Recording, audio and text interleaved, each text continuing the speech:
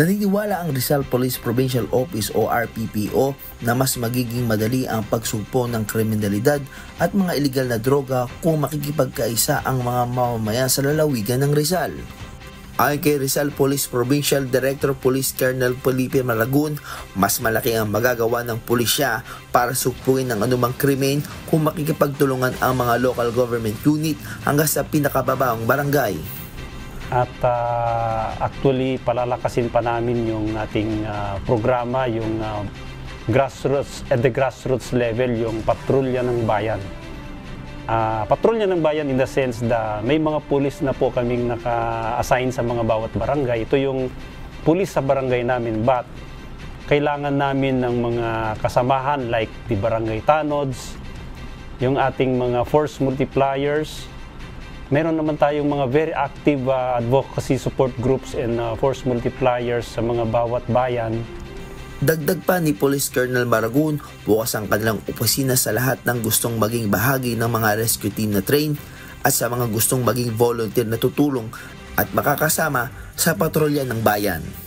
Kaya nga bayan, yung mga volunteer groups at kasama ang ating kapulisan, kasama rin natin ang ating barangay base na mga local government units, magkakasama lahat at para mas lalong lumakas yung kampanya natin sa mga kriminalidad na nangyari usually sa mga barangay. Kaugnay nito, ibinahagi rin ni Director Maragun ang kanyang nakagisna sa kanilang probinsya na patungkol sa pakikipagkaisa at spirit of volunteerism na ginawa sa kanilang lugar upang mapatigil ang nakawan ng mga alagang kalabaw sa kanilang lugar.